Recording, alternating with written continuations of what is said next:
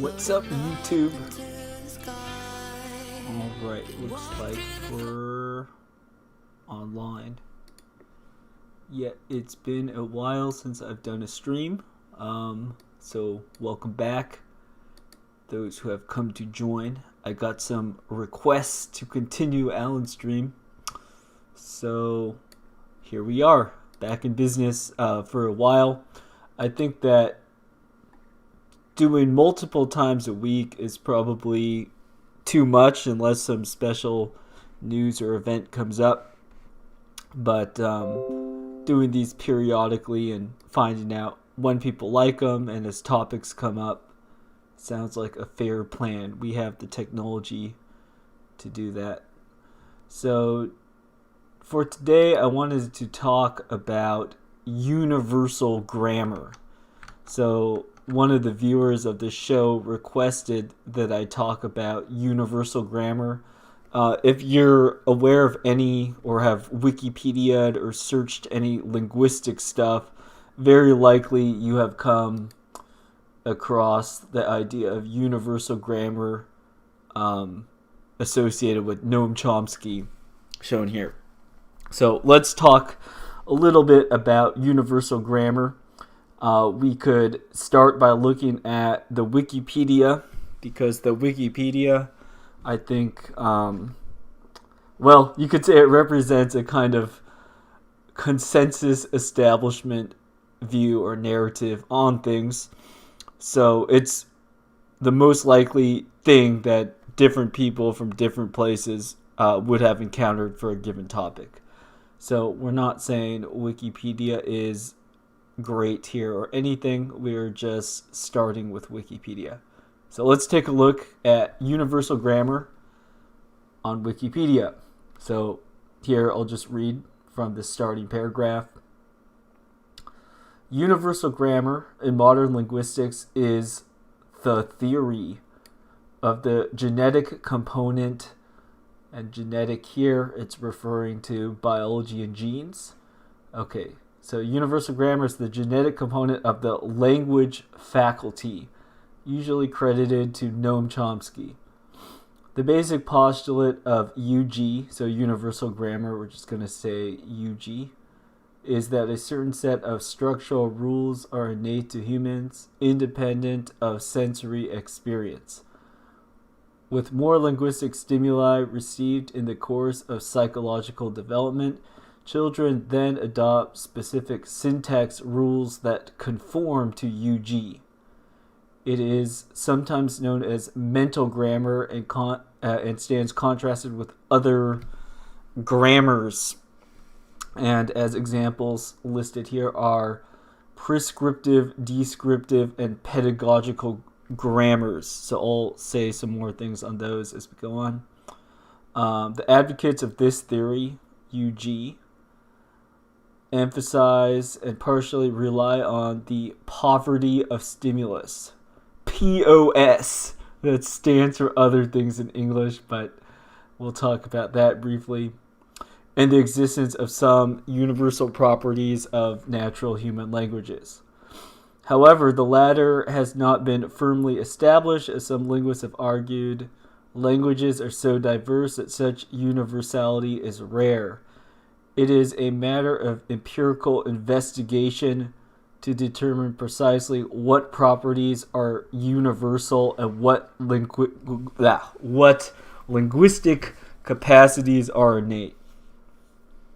Okay, so this is a pretty not super long paragraph, but in this paragraph are packed many assumptions. And I want to highlight the fact that many assumptions are packed in to this paragraph to show ultimately why I don't look more into universal grammar and why it is considered kind of passé or not a current super useful sort of line of research these days.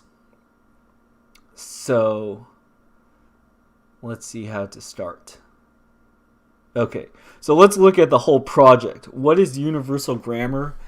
And people that are studying or have studied universal grammar, what sort of things are they looking at? So let's look at this sentence. The basic postulate of UG is that a certain set of structural rules are innate to humans.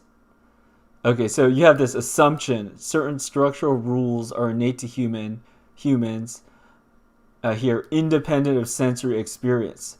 So a baby just out of the womb, in their brain, DNA, whatever, they have this thing will develop. Just like in normal human development, you'll have, I don't know, your baby teeth and then your adult teeth. Like, there's just things that happen in the development of people. Okay, with more linguistic stimuli received in the course of psychological development. So here's this idea of when a person hears language from their surroundings, from other people, this activates the almonds of the UG. Okay, so with more linguistic stimuli received in the course of psychological development, children then adopt specific syntactic rules that conform to UG. Okay, so all humans, UG is this theory about all human languages. So specific languages will differ in their grammars, like English and Spanish have different grammar, as grammar defined by some kind of rules. But all of those grammars, according to UG, it's universal because all grammars will conform to this. So it's kind of like the lowest common denominator of all languages. All human languages are united in that they're restrained by some principles, or there's like some sort of similar order about them.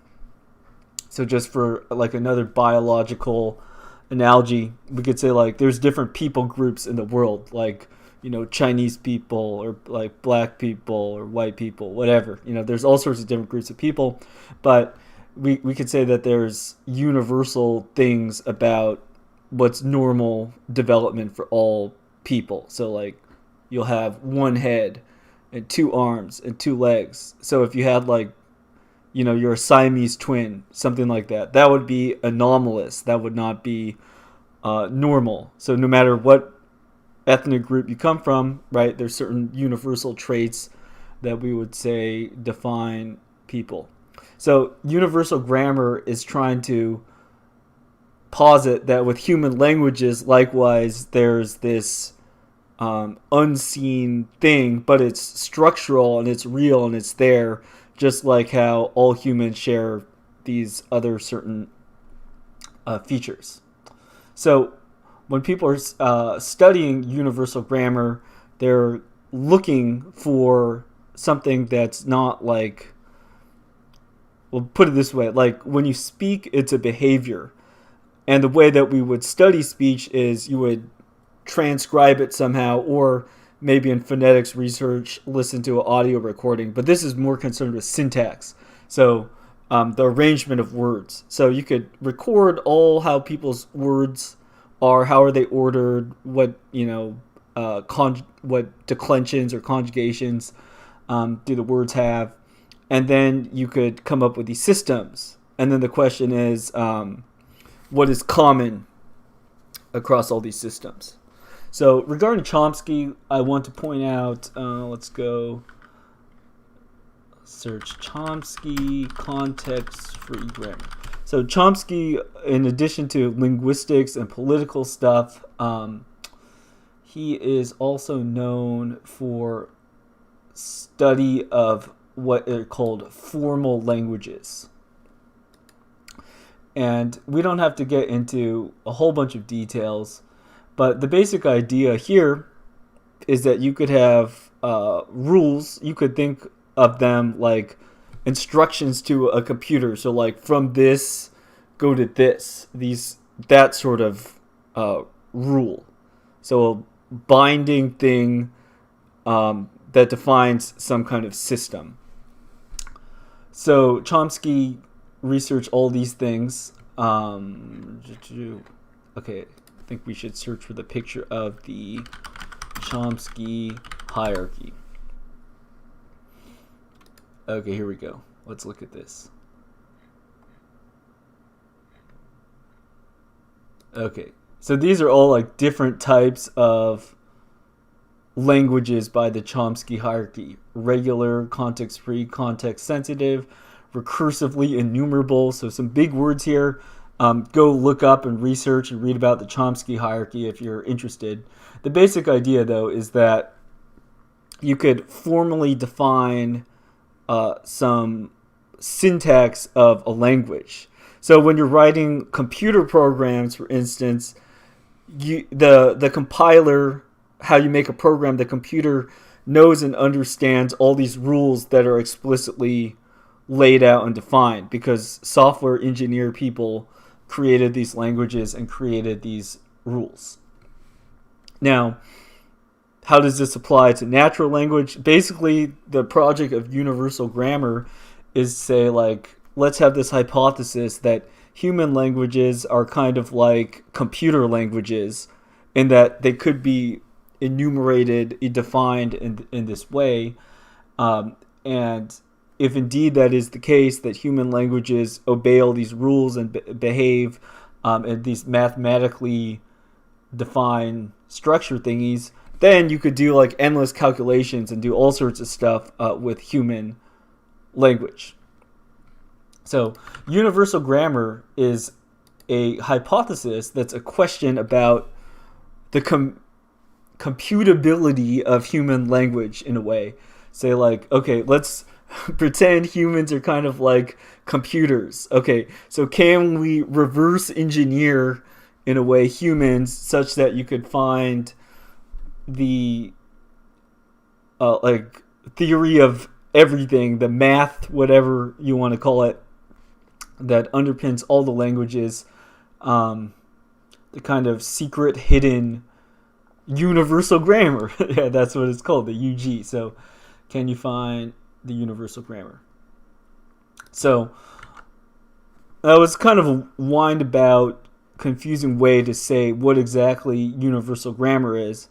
But I think it is fitting because the research as well as the discussions about universal grammar are often extremely confused and convoluted. So if I spoke in a confused and convoluted way about universal grammar, it is because this very idea is a quite convoluted and confused thing.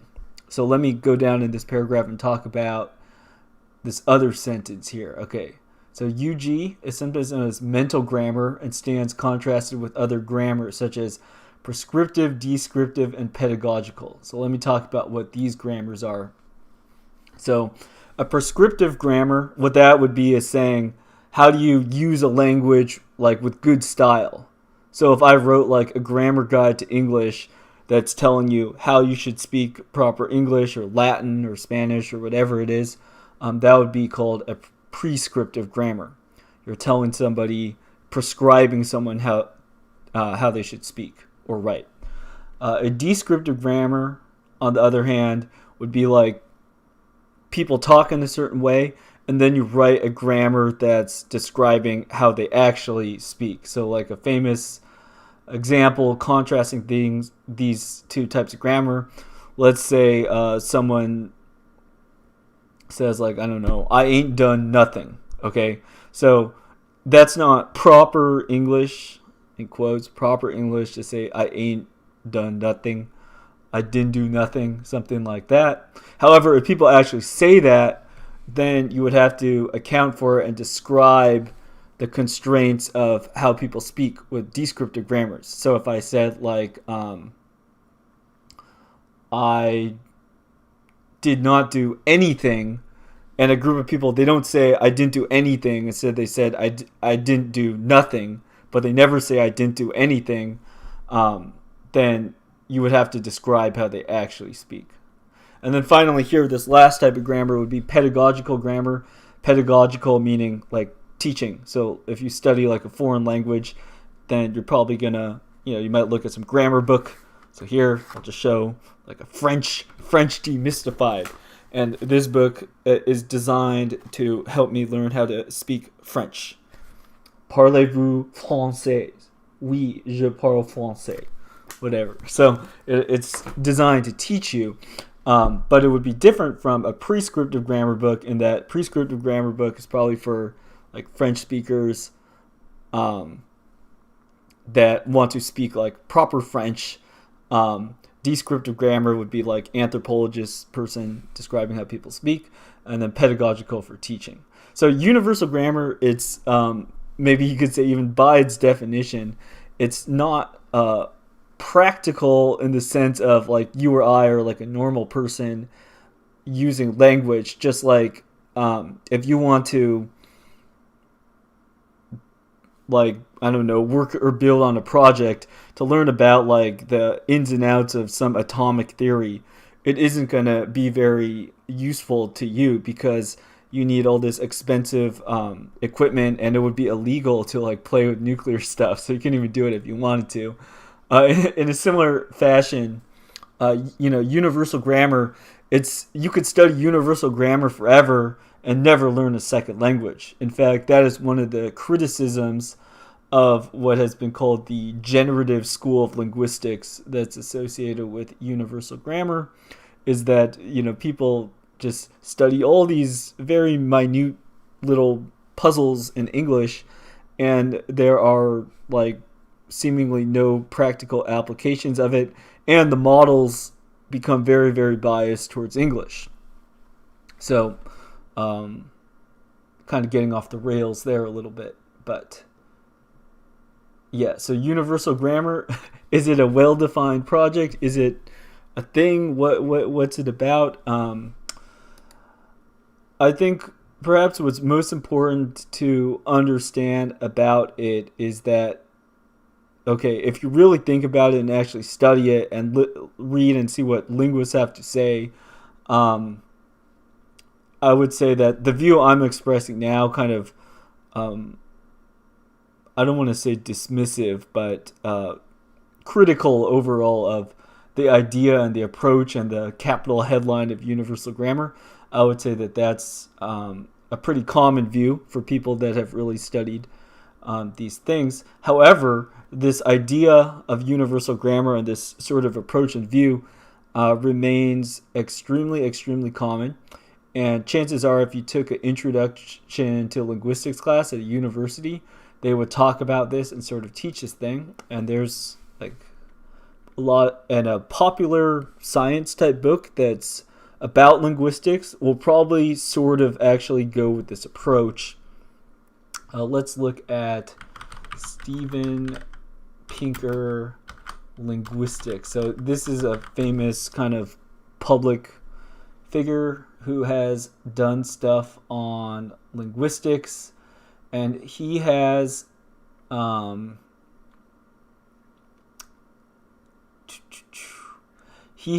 talked about UG type stuff in a lot of his books. So the main point I'm making here is that if people have exposure to linguistics, likely they will have had exposure to some sort of UG flavor of linguistics. And while UG linguistics might not be what people say, oh, this is current or whatever, it maintains a strong hold on the public perception of and the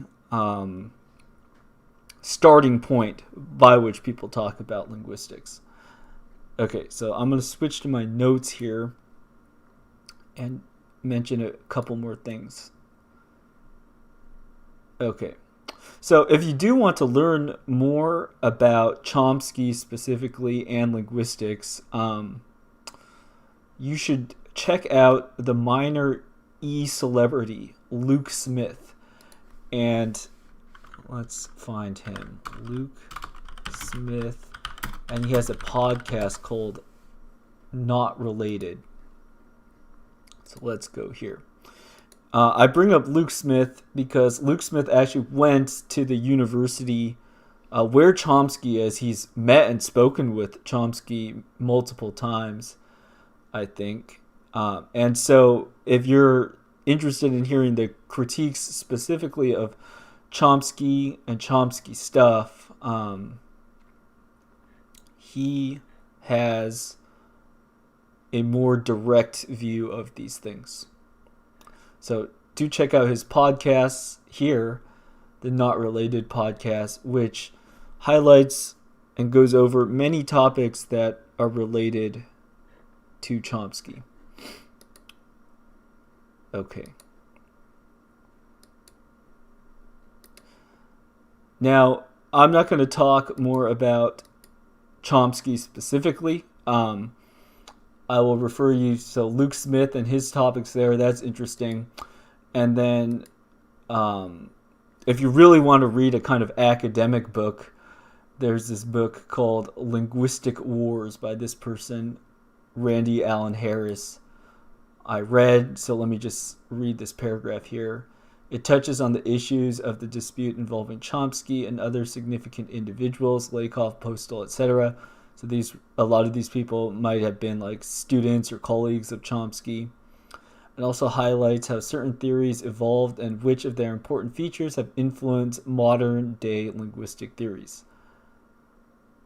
Okay, Ideology and Linguistic Theory, Noam Chomsky and Deep Structure Debates by John A. Goldsmith and Jeffrey J. Huck, 1995, also explores the history and so on and so forth. So these are like linguists documenting the history of linguistics.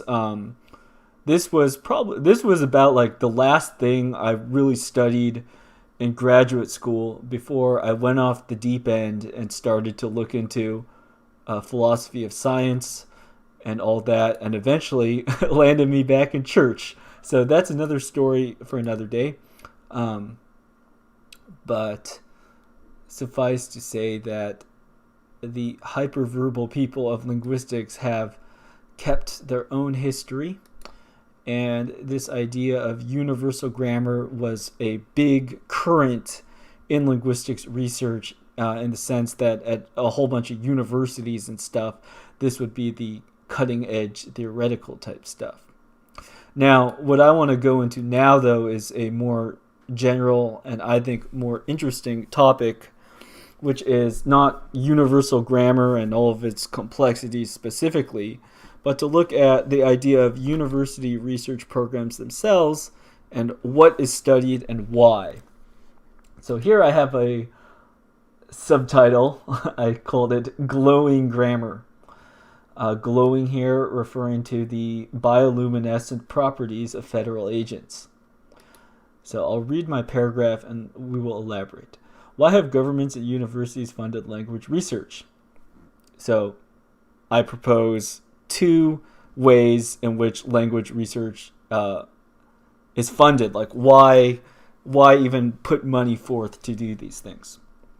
Language is useful for information warfare and military communications. So on the one hand, language research along with psychology can inform how to make effective propaganda.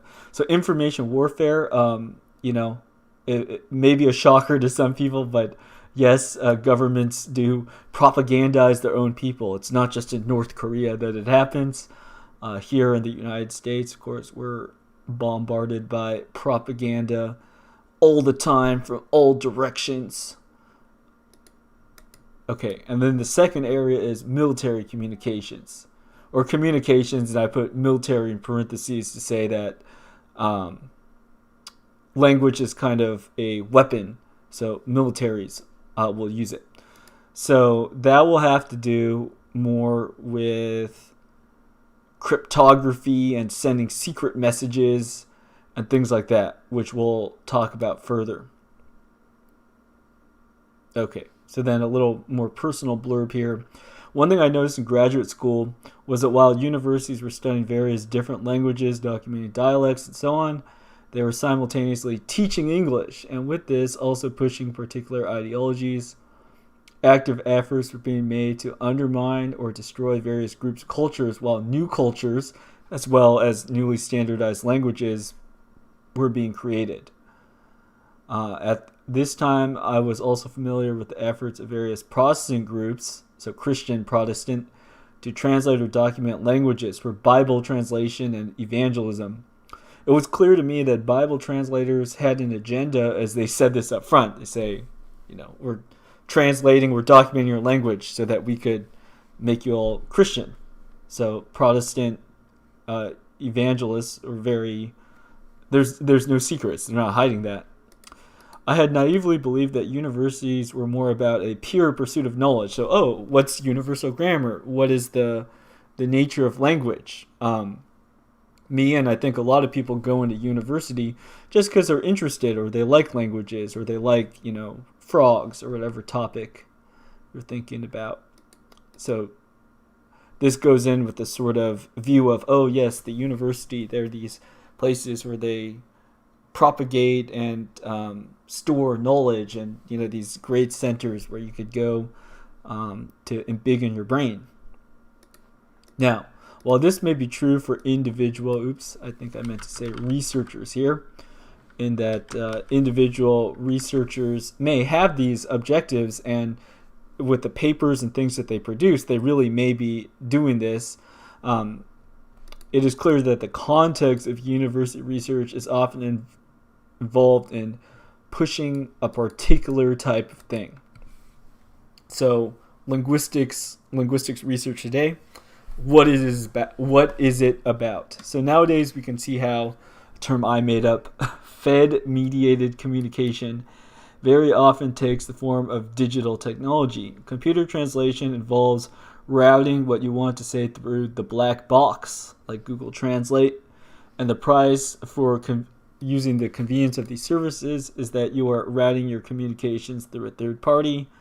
And so, of course, your messages could be monitored, modified, and so on and so forth. So let's go back to these two ways in which linguistics research is useful to the establishment, and what sort of linguistics research is going on, and how that relates to basically creating a control grid with propaganda and offensive communications. So, information warfare, often along the lines of policy planning and public relations. So all sorts of language research and currents, especially psycholinguistics, sociolinguistics, things that have to do with how people understand and use language. What is the natural application of that? Well, it'll be to do things like targeted ad campaigns. So we could actually, let's do a live search of this. So I am going to, let's switch to our browser view. I'm going to search for linguistics, and let's add the word policy and see how linguistics research is used in policy. Okay, so we're going to look at the Linguistics Society of America. By no means an obscure organization. In fact, it is where you will go probably if you're trying to become a linguistics professor or something in the United States. Okay. So let's look at here. Linguistics research informing public policy. Let's see what this is about. Okay, linguistics research has important implications for policies related to K-12 education, national security, technology, healthcare, the judicial system, and other critical aspects of everyday life. Linguistics have worked closely with officials in state and federal agencies, that is, glowy boys, to help shape and inform their policies governing a wide range of issues. All right, so let's look at their policy issue brief.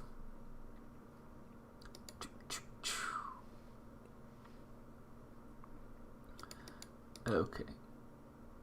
Can I hide the side here? Okay.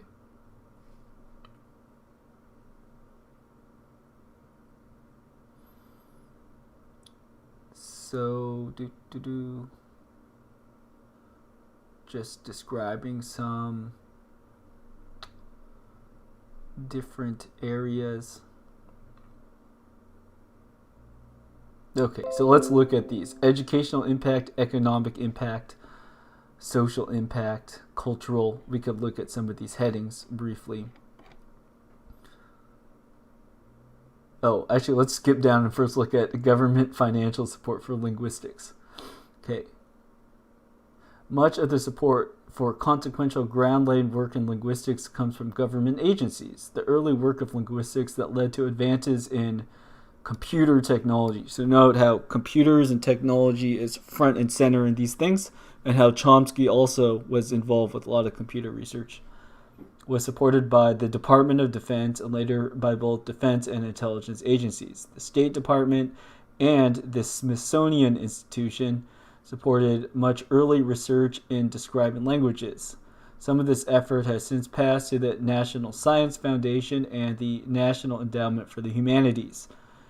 So you could look up those organizations, who's behind them, their history, and so on and so forth. Educational applications of linguistics are primarily supported today through the Department of Education, though certain vocational educational programs with language components may also be found through the Department of Labor. The social and biological applications of linguistics, including those focused on language acquisition and cognitive linguistics, are supported through some of the same agencies, but in addition through the National Institutes of Health.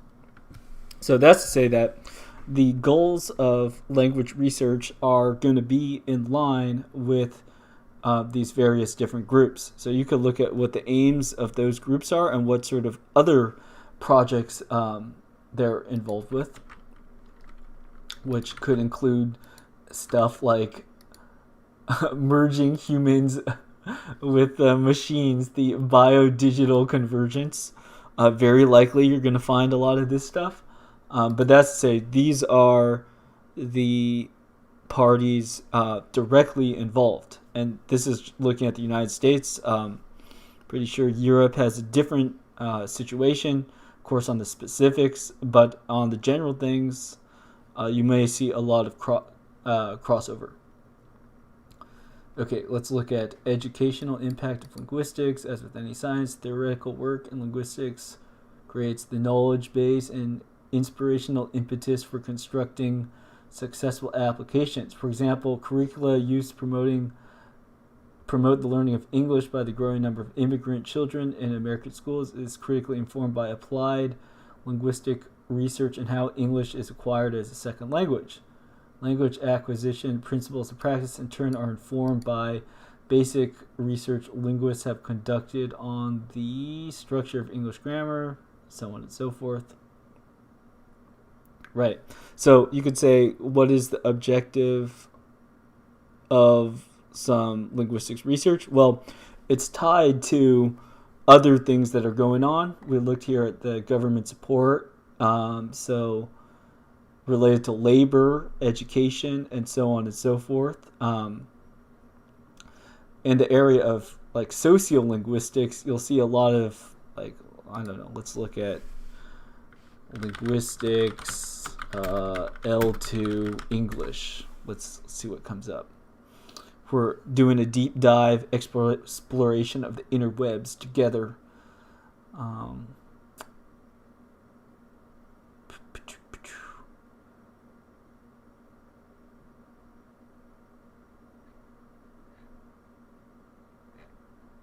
Okay, we'll just go with one of the first results. I need a better search query. Linguistics. Let's just search second language acquisition. And okay, let's look at linguistics.pitt, Pittsburgh.edu. Oh, we're joined by a friend. What's up, Reaper? We're just talking about how feds fund linguistics and how that informs what sort of research is done. So, for example, second language acquisition research. Now, before I continue, let me just make a point that for a lot of things that you might be trying to do, these are actually already solved problems in many ways. Like, people have successfully learned second languages for a really long time. So there's a sense in which no more research actually has to be done. Like, you could update the resources and stuff for current uses of the language, but for instance, do we have to find a new way to teach people how to play piano? Like, you could create and explore and make new tools if you want, but essentially it's actually a solved problem. We just know that it takes a lot of work, of course. So similarly with a lot of second language research, we could say it is kind of already a solved problem how to do this. However, there's new approaches. People are doing new things. So what sort of new things are people doing? That, I think, is a key question to look at. So let's look here about SLA.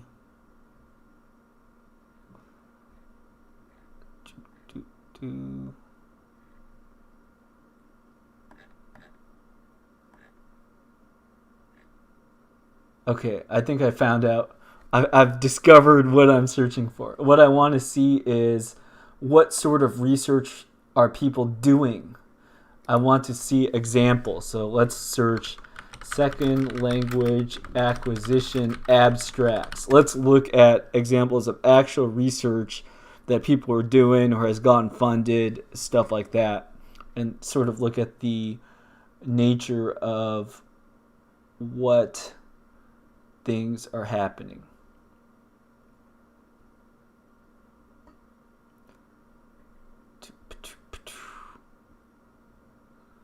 And I'm going to add in United States.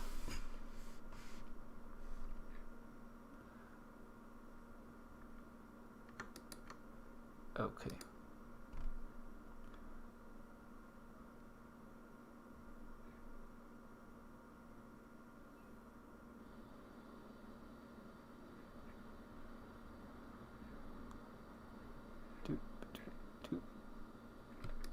Maybe I should add in the word. Oh, I had the word abstracts. Okay. I have not been in academia land for a while, so a bit rusty on navigating these websites. Accept all. We want to be tracked on everything. Okay, so we'll look at this this journal, Second Language Research, and let's see what sort of things people are looking at. Okay, epistemic reasoning and pragmatic inferencing by non-native speakers. The case of scalar implicatures.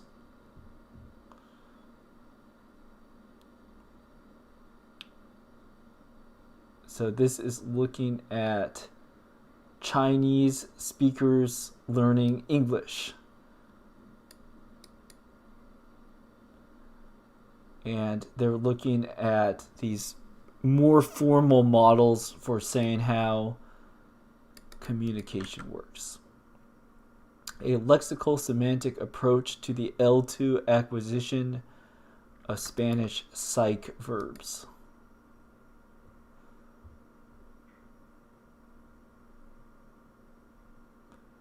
So what are people doing here?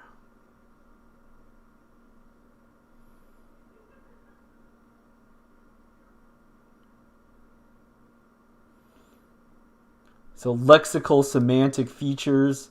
This involves, like, you get a word and then you find attributes about it. No, that wasn't a very good way of saying that. Basically, okay, you're trying to formalize the meaning behind words, because then you could count stuff. And then if you could count stuff, you could apply statistical methods to stuff. And then you could you could empirically study things in a way that looks more experimental. Well, it is experimental. So let's see what's measured.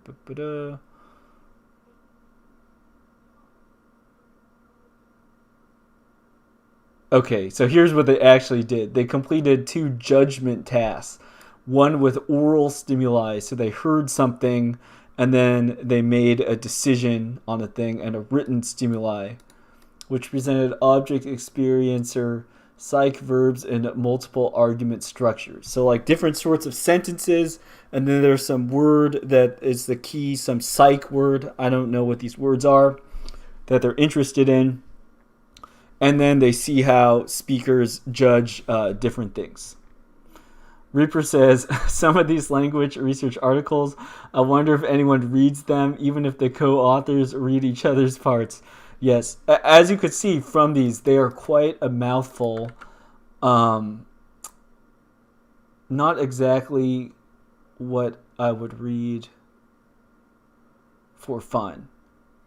So, okay, I'm bringing up this stuff and saying like, and looking at this and diving into this with you all, just to show the direction and nature of some academic field. So language. Oh, are we just looking at the nature of language? What sort of things are people looking at? Well, as you could see from these very verbose, jargony papers, the thing that people are trying to do, especially with the psycholinguistics research, is to turn the study of language, which might normally fall under the humanities, into some kind of quantitative science. That's one of the huge major push things, where it's like, let's be able to say objective facts about language. So what sort of objective facts could people talk about? Well, if you could count stuff and tack numbers on it, then it sounds smart to a lot of people, basically. All right, let's look at a couple other things in this document. Here we go. Linguistics research has played a vital role in contributing to the nation's well-being. Oh, big claim. Including by bringing direction and insight into the fields of information and computer science. Okay, so I'm saying this computer stuff, we were talking about Chomsky and the Chomsky Hierarchy. Chomsky Hierarchy. And this thing is associated with programming languages in addition to natural languages. Was this anomalous that computer research and language research has gone hand in hand? No, it's not. The history of modern linguistics is basically trying to treat human language like computer language. And maybe the last insight recently is with big data. So instead of trying to come up with like a small set of closed specific rules, now a lot of stuff has to do with like Google Translate, collecting huge amounts of data, running statistics over that, and instead of explicitly trying to write out the rule, rather deriving like rules, deriving the universal grammar or whatever from the data sets. So another way to say this is that digital information theory, zeros and ones, this is the universal grammar. That was kind of the big insight people came at from a bunch of different directions. And with that, then here, let's look at economic impact of linguistics. Okay, linguistics research has played a pivotal role contributing to the nation's well-being, including by bringing direction and insights into the fields of information and computer science. The businesses that have driven the success of the computer industry in our country have benefited enormously from the contributions of basic linguistics research.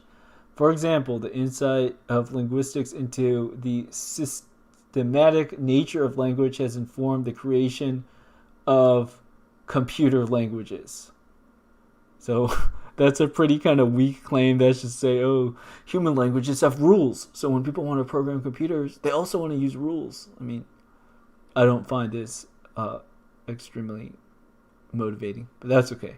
Okay, the increasing sophistication of computer languages in emulating human mental capabilities can be seen in the applications such as machine translation and artificial intelligence programs. All right. Linguistics contribute importantly to the interdisciplinary research teams creating these computer-based tools. Their contribution ranges from providing individual language descriptions to describing the grammatical patterns that distinguish different languages to shedding light into how the brain comprehends and produces language. The close association of linguistics with information technology, IT, industry today is marked by the fact that IT is one of the principal employers of linguistically trained individuals. And then here we see this little diagram here. I don't know why it's divided into three things that are equal like this: machine translation, computer language, and artificial intelligence. Very revealing diagram here, because natural language is not artificial intelligence, machine translation, or computer languages. You could say these things, these fields this has replaced the Chomsky stuff. All these things here, this is the current working model of language. So how are we able to fake language? Do we write like a perfect grammar book?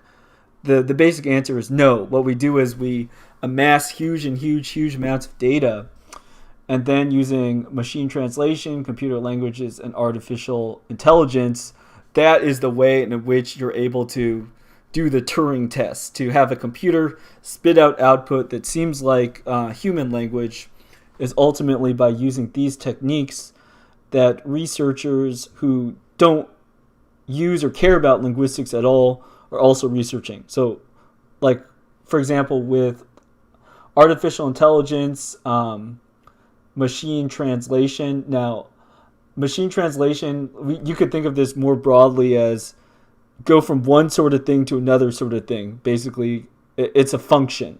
Function translates an input to an output.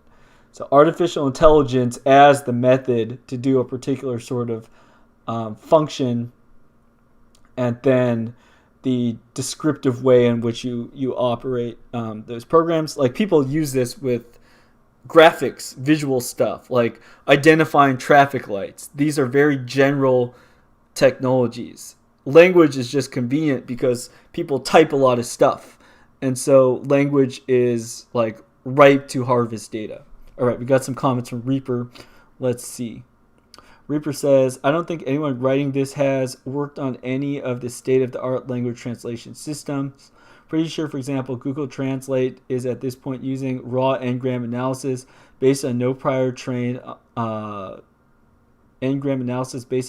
knowledge trained on huge data sets. Reaper, you are exactly right. One of the kind of black-pilling quotes that I stumbled across in linguistics was, so there's all these computer models going, and then someone said, quote went something like, whenever we fire a linguist, the computer models get better, or something like that.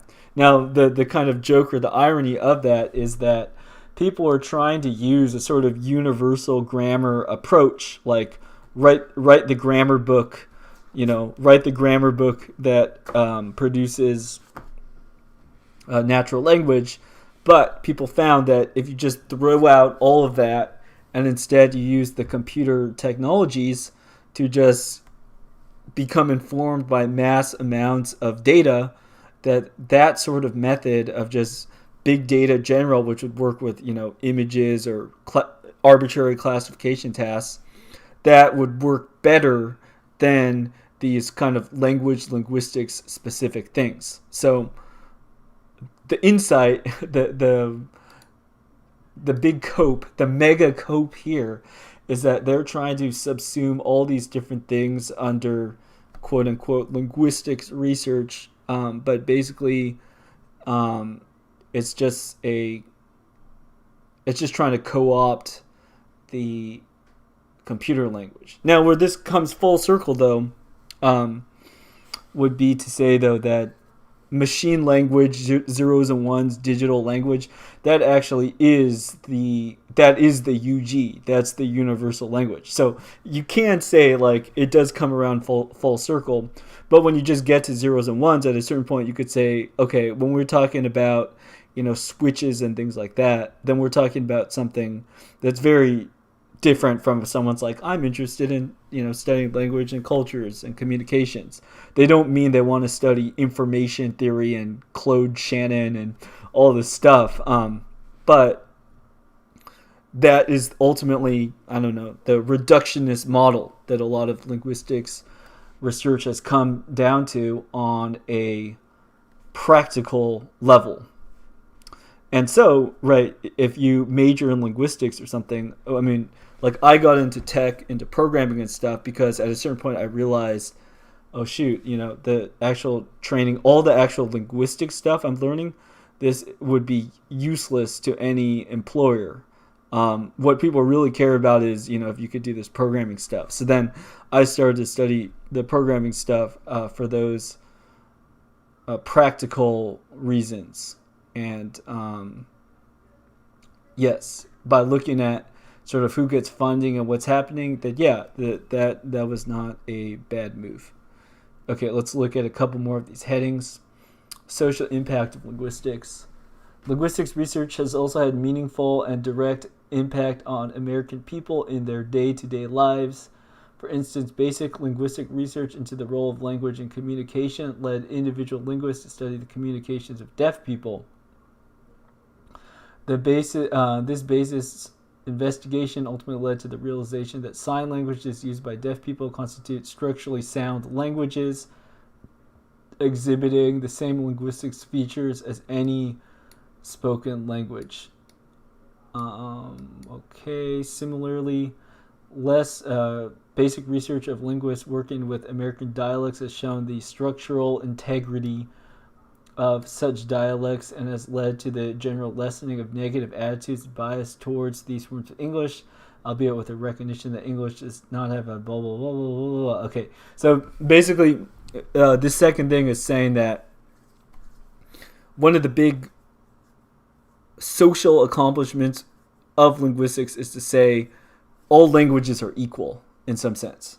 So you could say there's a society-wide general shared belief that certain varieties of language are better than others. Like there's a proper English, there's a proper Spanish, and so on and so forth.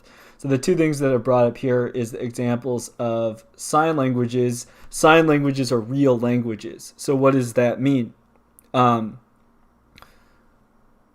This is saying that there's something different from me, just pointing and using my hands to tell you to do things versus what deaf people use.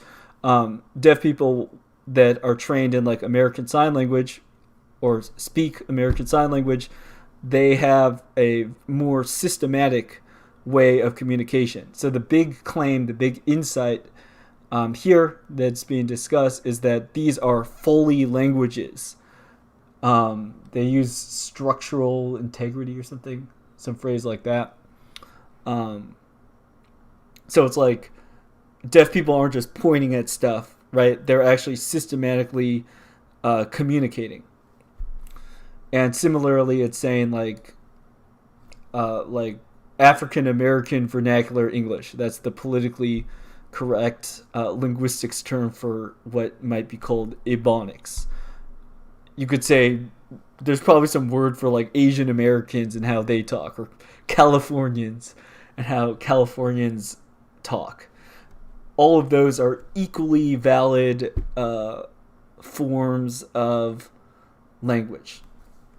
So, yeah, I remember when I was in graduate school, so I came across this point and I accepted the basic premise, which is to say, different people of all kinds, they have systematic ways of communicating.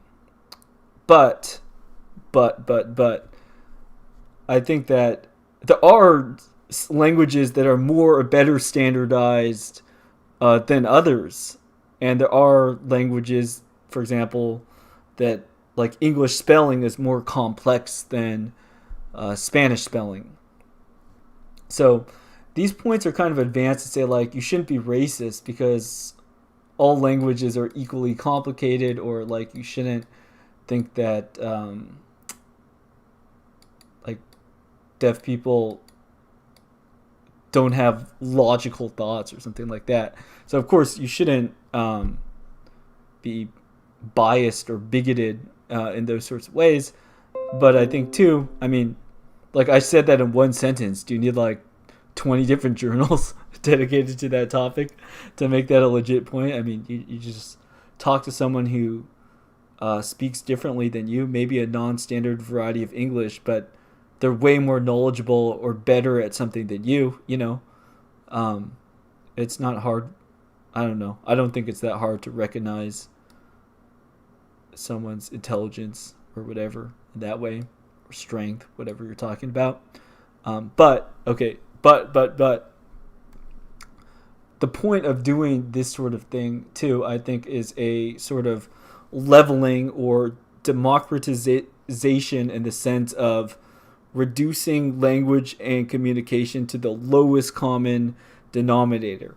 Because if you're just saying everybody in the way that they speak is perfectly good, perfectly fine, basically what this is saying is that there should really be no standards because everybody is already doing a good job. It's just people are different.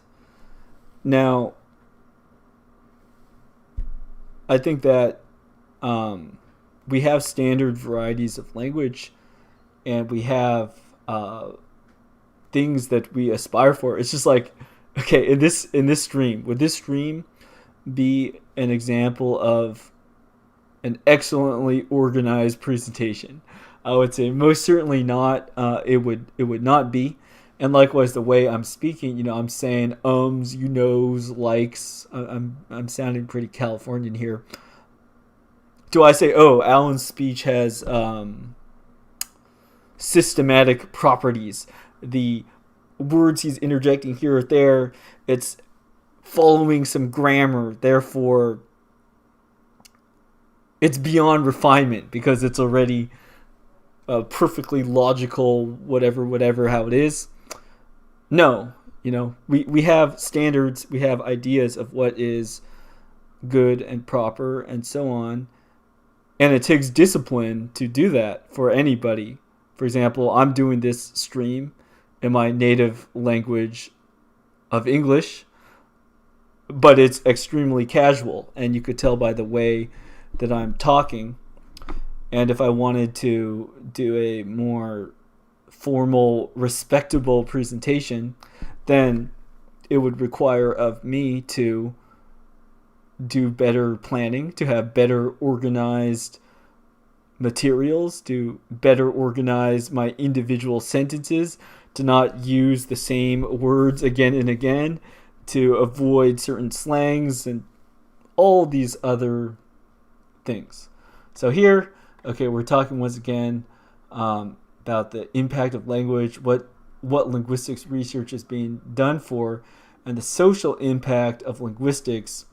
You could see here how the sort of social research, the directions a lot of that's being pushed with a lot of linguistics research is this kind of attack on any sense of certain varieties of language are standard, better targets, and we should speak proper English because there are different levels of attainment by which people could reach that standard. So it's this kind of attempt to level and say, you know, there are no disabilities. You know, there's no disabled people. There's only other abled people.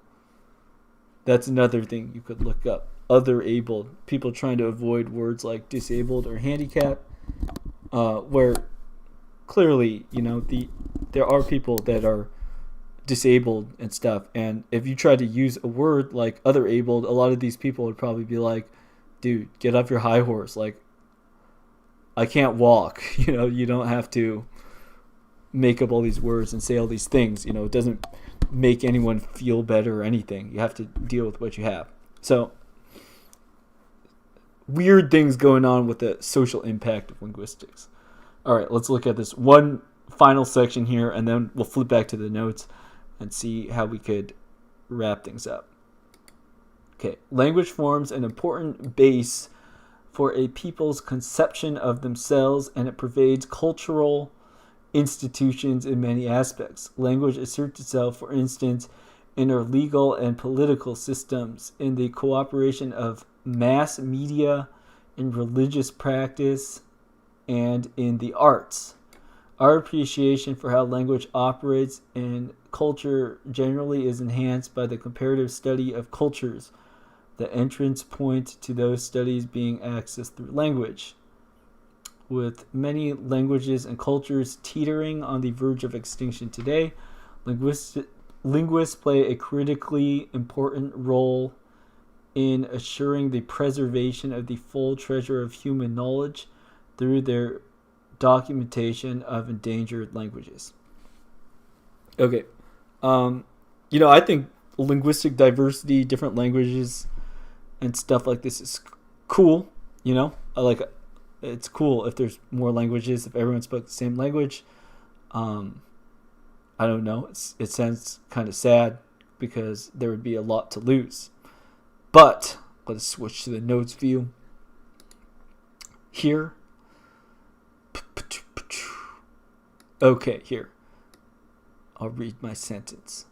One thing I noticed in graduate school was that while universities were studying various different languages, documenting dialects, and so on, they were simultaneously teaching English, and with this also pushing particular ideologies.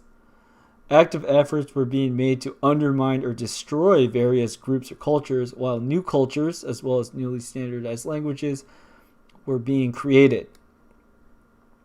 So let me elaborate a bit on this. So if you're interested in preserving and documenting languages, you know what the number one easy way to destroy a culture is. It's IMF bank loans.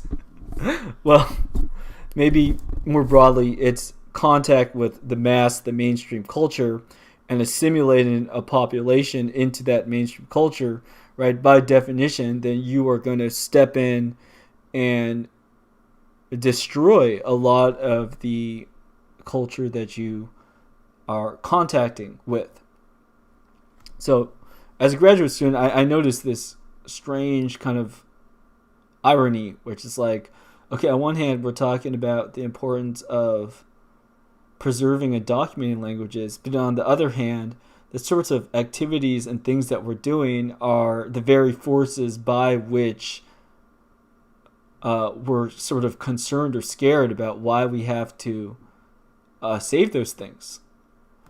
You could say a similar thing with like a lot of this green energy stuff. So one of the ways in which we harm planet Earth a lot is by creating all sorts of toxic materials and polluting things. So if you manufacture a Tesla, do you think that's good for the environment or bad for the? Of course, it's bad for the environment because you're dealing with all sorts of metals, and you have to do all sorts of things with the process to do that. Whereas if people just you make cities where people don't have to drive more, and there's more walking, and there's bicycle friendly or whatever. There's ways in which we actually know for sure that this would make things more green or eco-friendly. Yet you see a huge emphasis pushing a particular technology, which you could argue in many ways actually makes a lot of the problems worse. So in the same way with linguistics, I give the example with the electric car type stuff. You could see how simultaneously, while linguistics research is associated with the internet, where English dominates a lot of the Western internet. There's, of course, different pockets of people using other languages, huge Chinese internet, huge Russian language internet. But no doubt, English is one of the dominant languages on the internet. Everything pretty much works in English.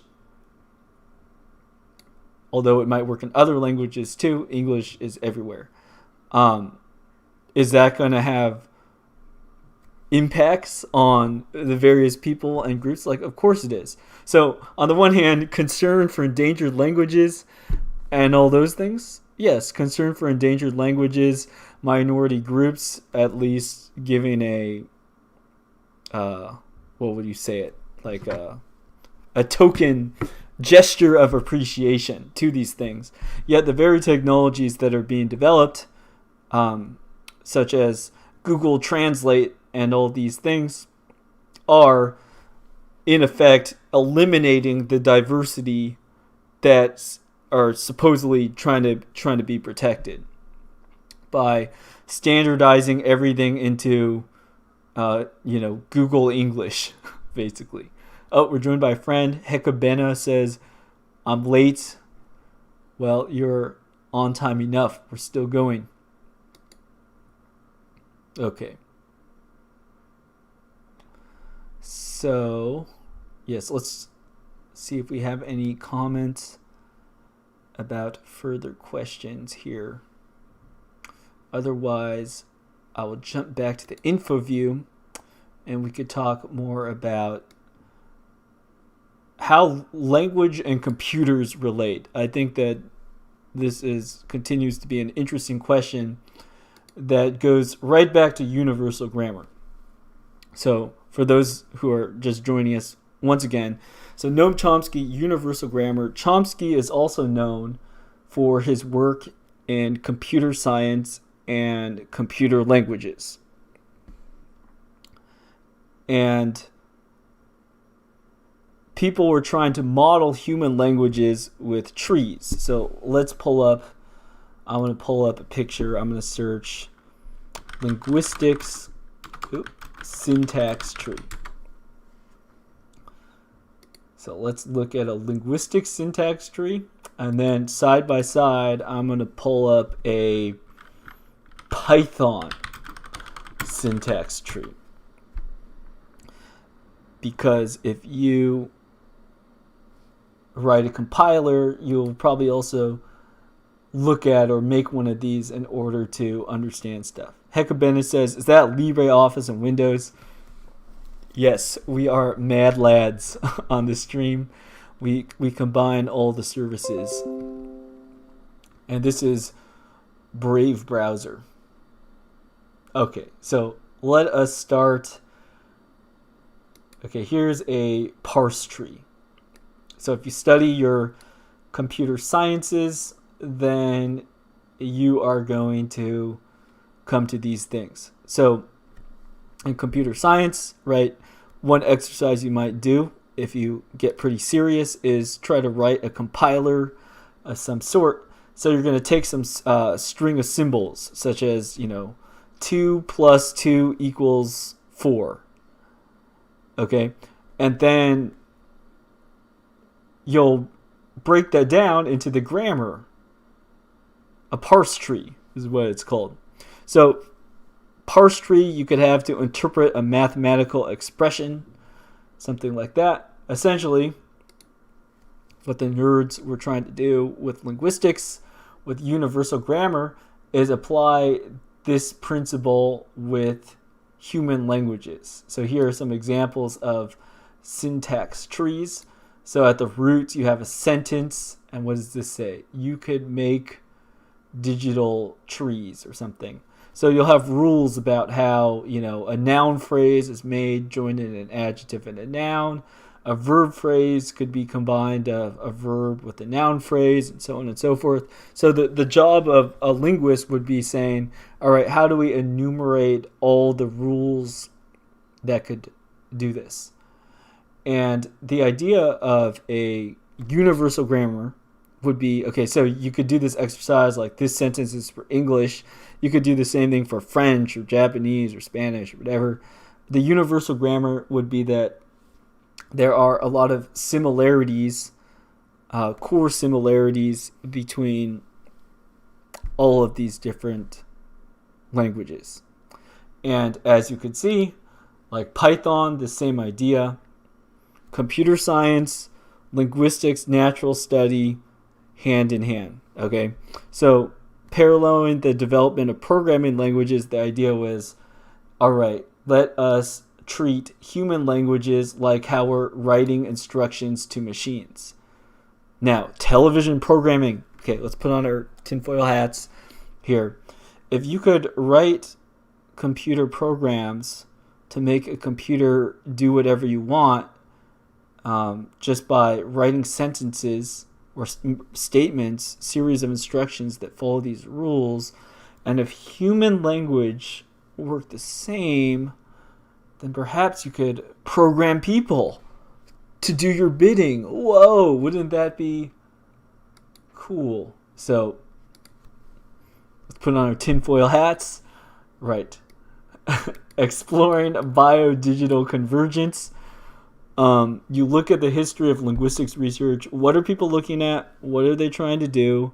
How has language research been used? And what are the ultimate goals of it? I mean, of course, individual researchers, they have their own things. People have their specialties. But the broad general direction of what's getting funded and what people are doing, it comes down to the same sort of stuff.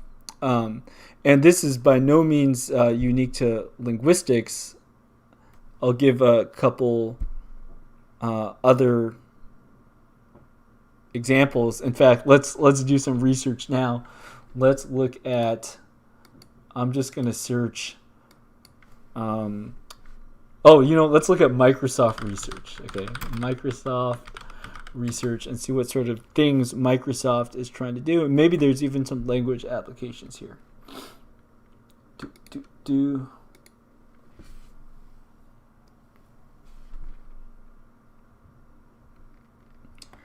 Okay.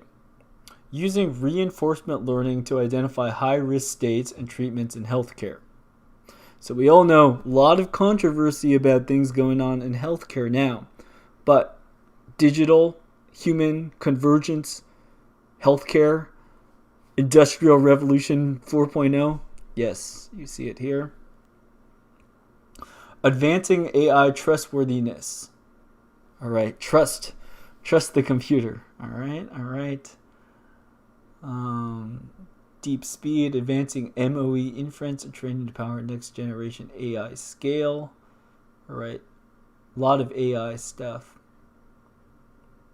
Okay, let's look at human-computer interaction.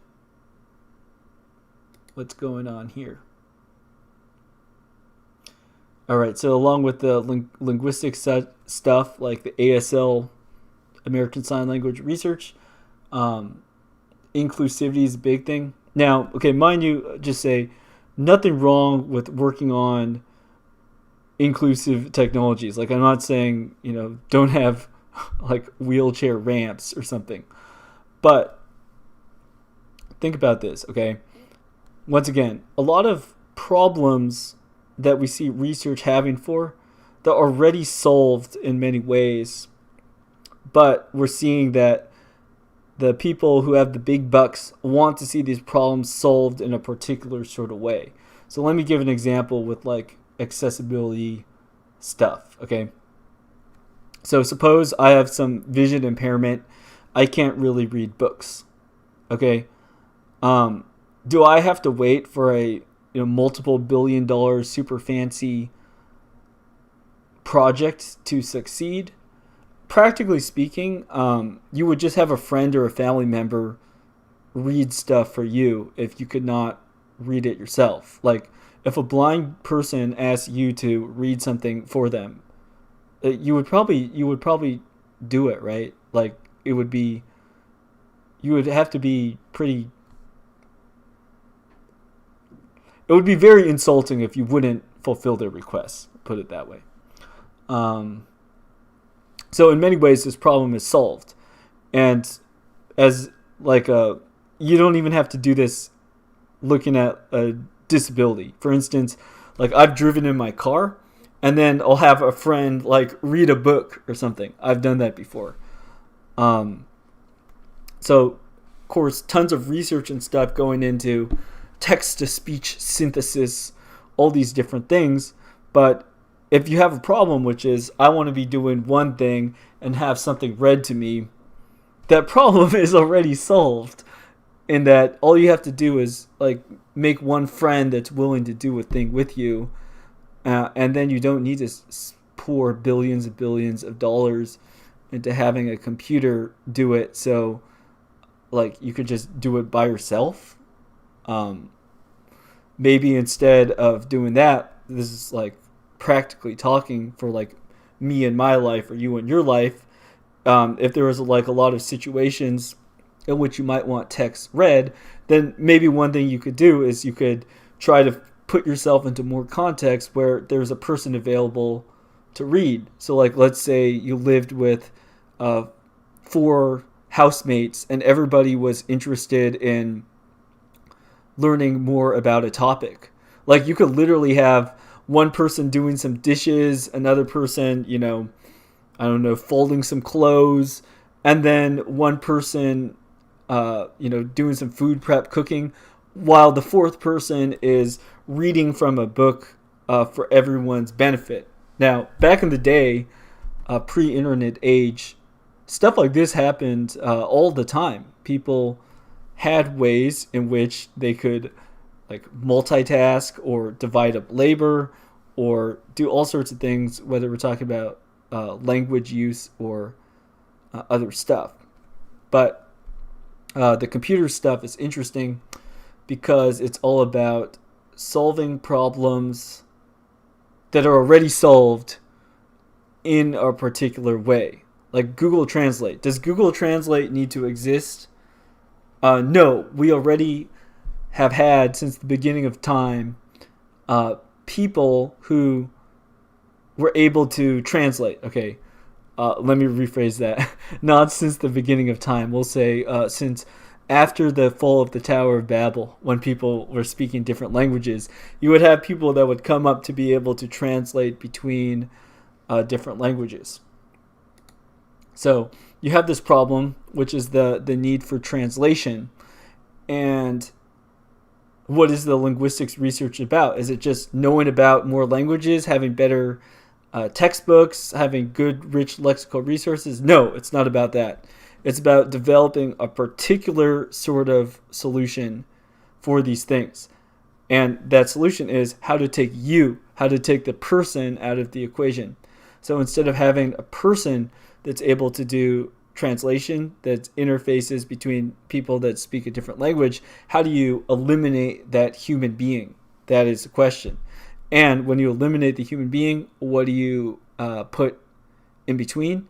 Instead of having another human being between 2 human beings, you put the black box. You put the Google between the 2 people, which of course could track and trace everything that's being said as it's routed through there. And likewise, too, it has the potential to moderate or to change the message that's going through it. For example, to edit out naughty words or viewpoints. That would be in the power of the black box. If everything's going through the black box. So, let us come back full circle and just finish talking about universal grammar and linguistics. And now it looks like we have converged on a topic together, which is basically how does linguistics research relate to computer research? And let me see if I could just summarize it to say that, okay, human language is used for the communication between different people, for the storing on and passing on of information. Computers likewise do a lot of those same tasks. Of course, store information, could reproduce a text, and you could write on a computer. So, linguistics research and computer research converge in so much as you're having machines take over roles that people normally did. So it's a kind of automation. It's an automation of language stuff. And if you regard language as let's say, language is the external expression of human intelligence, just like how you could measure strength, like, you hit a hammer against something. So we have a way to measure strength, and then you could make a technology that could augment or even replace human strength. In a similar way, you could say that the computer, the machine stuff, is analogously to that for human intelligence in a way. Because ultimately, if you could have computers giving instructions and telling people what to do, directing people based on computers' programs, and you could like basically program people, program society, then you could fully optimize all the stuff. So let's just look at decentralized autonomous, the DAOs. Let's look at the DAOs. Okay, a decentralized autonomous organization, DAO, sometimes called decentralized autonomous corporation, is an organization represented by rules encoded as a computer program that is transparent, controlled by the organization members, and not influenced by a central government. So here too, we can see the next step, not just human language, but this is saying now you could have code, you could have rules, you could have these things that even replace like humans in the positions of, judges or legislators or whatever. So linguistics, one of the big places is held is have machines that are able to copy and do all the things that humans are able to do with languages, such that if there's any job or role that normally would require a human using language in a particular way, such as a job like a translator, well, what if you could just replace that human with a machine? So this sort of linguistic research that's being done is to enable that sort of thing. And you could see like a tool like Google Translate, it is new technology, but does it solve a new problem? No, it doesn't solve a new problem in that we've had people doing translation for a very long time. So we could wrap it up here. Universal grammar. Ultimately, what is it about? It's about, finding the nature of language for different researchers for different things. But in terms of funding and the overall direction, it's basically, for the purposes of information warfare and military communication. That's the sort of stuff that's being done. Humans, a human could betray, a human could leak a secret, and so on and so forth. So if you could get rid of the human in that equation and replace that human with a perfectly obedient robot, now wouldn't that be convenient? And so a Google Translate, if you control Google, Google's not going to snitch on you or become a double agent in the same way that if you trained up a translator, that there is a risk that that sort of thing may happen. So a bunch of paranoid nerds, they could make a bunch of language specialized programs and computers and all of that in order to try to have a risk-free experience with language. And language in many ways, code, like code of law, is the tool by which human intelligence is used to direct society. So if you could control, emulate, whatever you want to call it, that very powerful thing, just like you might use a tool to increase your strength, if you could use language technology to boost your power in information warfare and military communications, like secret communications, wow. If you have perfect encryption and stuff, then it makes it very easy to collude or conspire. Whoa. All right. I think that about does it for today.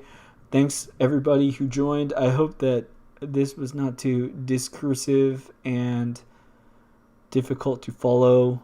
But I think we touched on a lot of important big topics today. And if there's any particular things that you all are more interested in, we could plan on diving into those further. Reaper says, "Oh, risk-free grammars." Yeah. So this, yes, good, funny comment here too.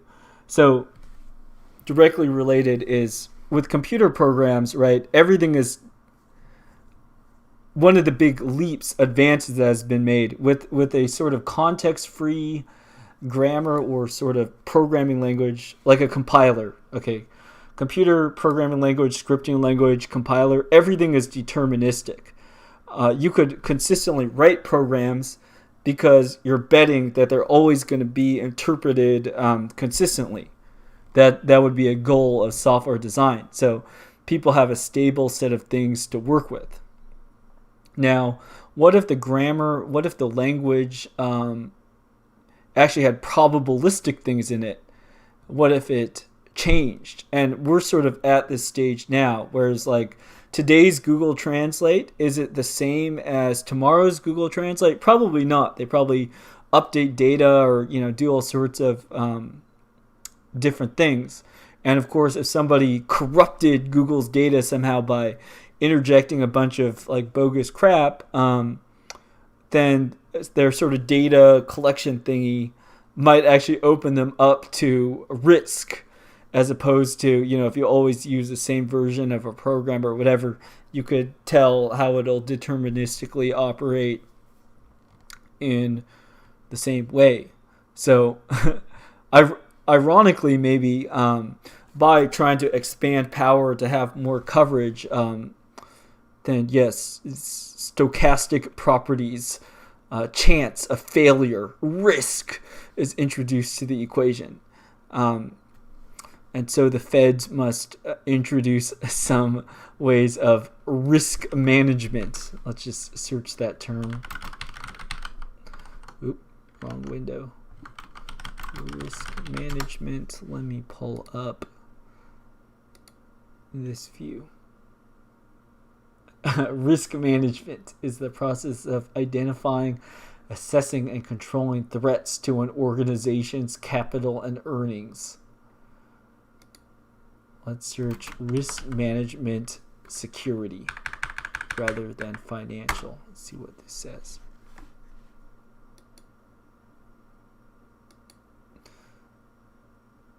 Security risk management is the ongoing process of identifying these security risks and implementing plans to address them. Risk is determined by considering the likelihood that known threats will exploit vulnerabilities and the impact they have on valuable assets.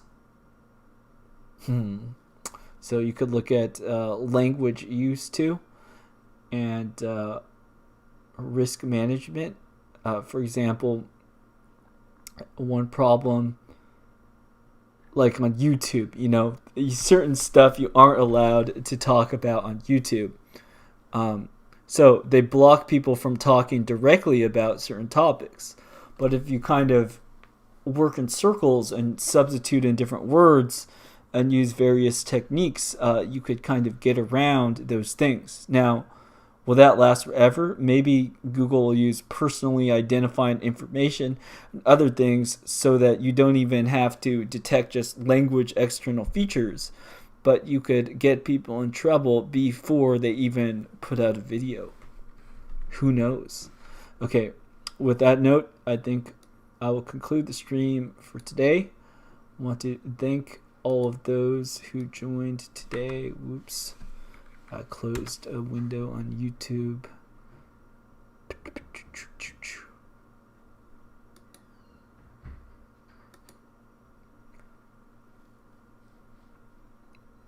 Any last comments or questions?